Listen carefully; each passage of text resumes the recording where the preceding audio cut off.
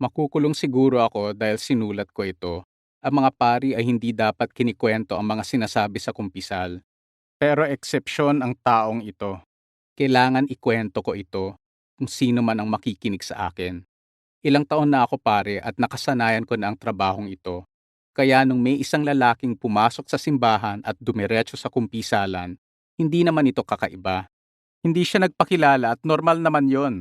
Maraming may gusto na hindi sila kilala pag kinukumpisal ang mga kasalanan nila. Hindi ko rin siya nakita ng maigi. Nakasuot siya ng gray na sweater na may kaput siya at nakakubli ang pagmumuka niya, kaya hindi ko na rin inisip ito. Pumasok ako sa kumpisalan kagaya ng ginagawa ko at binati ko sa mga salitang ginagamit ng mga pare. Tahimik muna siya. Binigyan ko ng ilang sandali.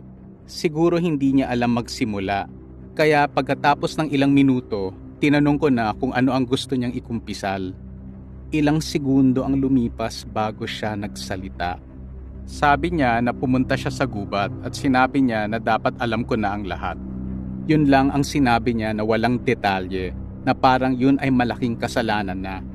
Akala ko ay isa siyang hunter na humihingi ng patawad sa mga buhay ng mga hayop na pinatay niya. Siguro una niyang biktima at hindi niya nakayanan ang bigat ng buhay ng mga inosente.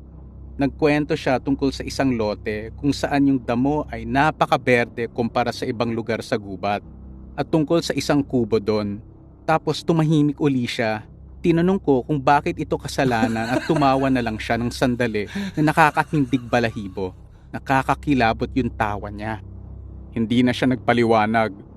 Tumayo siya at umalis. Nabigla ako sa nangyari. Akala ko isang kakaibang joke ito. Pero sigurado naman na hindi ko na makikita yung lalaking yon. Maling-mali ang akala ko. Bumalik siya nung kinabukasan at uling dumiretso sa kumpisalan na inaasahang sundan ko siya. At syempre ginawa ko, trabaho ko yun eh. Gusto kong linawin niya yung sinabi niya. Hindi ko makalimutan yung kinumpisal niya kahapon. Hindi raw siya nakakatulog at sinabi ko na ako din. Nagkakaproblema ako sa insomnia at tinanong ko kung bakit kasalanan ito. Tumawa na lang siya ulit na gusto ko nang kamutin ang balat ko sa pikon. May isa pang tao na palaging pumupunta sa simbahan na pagkatapos ng misa. Isang babaeng madalas nakaupo sa harap at nagdadasal ng sandali. Nag-uusap kami paminsan-minsan at okay naman siya. Mabait na bata. Nung bumisita siya uli, sinabi niya na may kutob siyang pinagmamasdan siya sa kanyang tirahan at hindi na siya ligtas doon. Sinamahan ko na lang siya magdasal para mawala yung masamang kutob niya. Araw-araw bumibisita yung estranghero at palaging maikli lang ang sinasabi niya. Wala naman sa mga ito ay kasalanan. Nung ikatlong araw, umulit na yung mga kinikwento niya. Yung gubat, yung insomnia niya, parang yung parehong kwento. Parang sirang plaka, parehong-pareho ang mga salita. Nagbago pagkatapos makausap ko yung babae na tumahimik siya nung una. Tinanong ko siya kung kilala niya yung babae dahil lang masama yung kutob ko sa kanya. Tumawa na lang siya. Kinagat ko yung labi ko hanggang dumugo. Wala na siyang ibang sinabi nung araw na yun. Alam ko na masamang taong yun eh. Isang linggo na siya pumupunta sa akin at hindi ko pa nakikita yung mukha niya. Palagi siyang nakakubli at dumidiretso sa kumpisalan. Minsan, nasa sulok lang siya. Wala talagang saysay yung pagdating niya. Sinubukan kong pumunta na mas maaga o mas tanghali pero wa-epek. Palagi siyang dumadating ilang minuto pagkatapos ng pagpasok ko sa simbahan. Parang alam niya kung kailan ako nandun para magkumpisal sa akin. Pagkatapos niyang pagtawanan yung tanong ko, kinabahan ako para dun sa babae. Na merong demonyong paaligid-aligid ay siguradong mas lalala pa yung insomnia ko. Hindi ko maalis sa isip ko yung babae. Hindi ko na natiis at pumunta ako sa bahay niya. Bilang pare, ang pwede ko lang gawin talaga ay basbasan yung apartment para bumuti ang sitwasyon niya. Nung una, ayaw pa niya ako papasukin. Kawawang bata. Sobrang praning tungkol sa bagay na hindi pa niya alam kung totoo. Wala naman siyang nakita, ang sabi niya. Pero malakas ang kutob niya na pinagmamasdan siya. Pinaliwanag ko ang intensyon ko at sa wakas tumabi siya para makapasok ako sa apartment. Nagpasalamat naman siya sa gagawin ko. Mas ligtas siya kung mabasbasan ko yung tirahan niya. Madama na rin niya na binabantayan siya ng Diyos. Nagsimula ako sa bedroom niya kung saan pinakamalakas yung masamang kutob. May isang bintana na nakaharap sa bakuran at nung andun ako at tumingin sa labas, andun yung lalaki. Nakatitig sa akin pero nakakubli pa rin yung mukha niya sa gray na sweater na hindi gumagalaw. Andun lang siya ng ilang segundo. Tumawa ulit siya. Nakasara yung bintana pero sobrang lakas ng tawa niya na parang katabi ko lang siya. Kinamot ko yung balat ko. Pumasok yung babae sa kwarto at sinigawan akong umalis na. Sinubukan kong tanungin kung kilala niya yung lalaki pero hindi na ako nakasalita. Pinagpatuloy niya akong sigawan na umalis na at huwag bumalik. Humahagulhol na siya at tinulak akong palabas. Sinabi ko na lang na tumawag ng pulis. Sinarahan ako ng pintuan sa mukha ko. Tumawag siya ng pulis at nakita nila yung suspect. Pero normal naman siya at parang hindi magmamanyak ng babae kaya sinara nila yung kaso. Wala kasing ebidensya. Bumalik pa rin yung lalaki pagkatapos kausapin ng mga pulis. Nagbago yung tono ng kumpisal niya. Naalala ko talaga yung sinabi niya, "Huwag mo na subukan ipakulong ako, father." Ang hirit niya na malamig na malupit na puno ng puot na boses niya. Matagal na akong nakakulong." Hindi na bumalik sa simbahan yung babae. Nagpatuloy pa rin yung paulit-ulit na kumpisal ng lalaki. Araw-araw na parang orasan. Yung gubat, yung insomnia, pareho pa ring mga salita.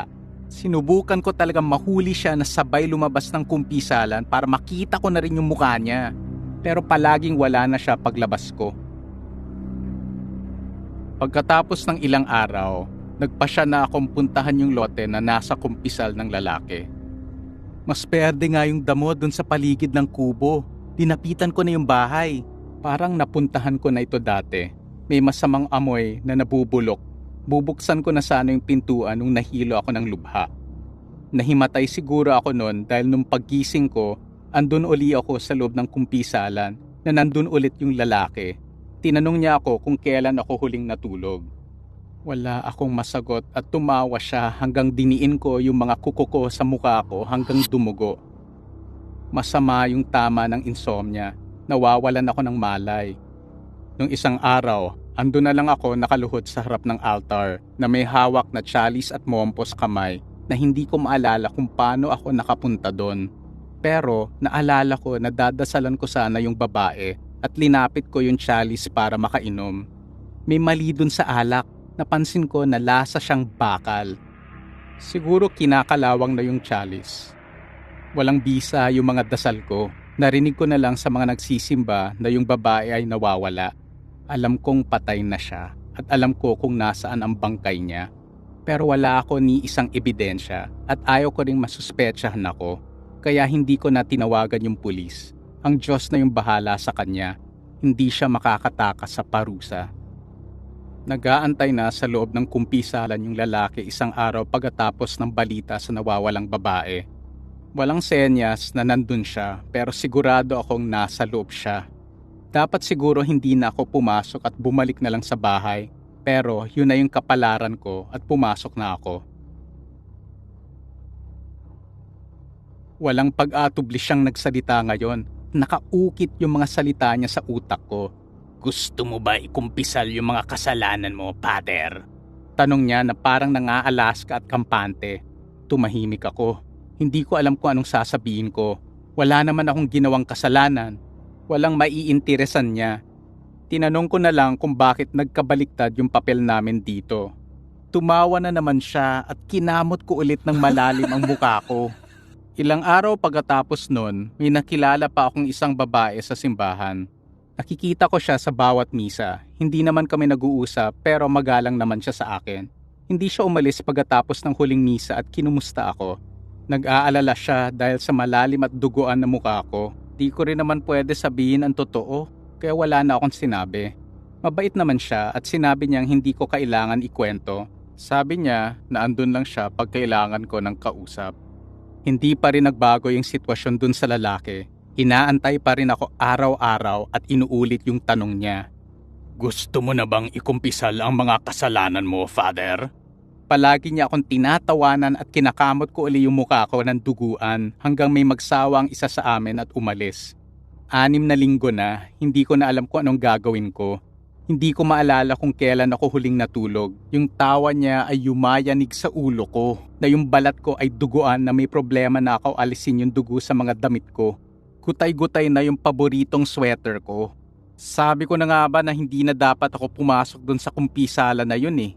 Hindi ko na siya dapat kinakausap pero hindi eh. Hindi ko talaga maiwasan. Kinakamot ko pa rin yung mukha ko habang tumatawa siya.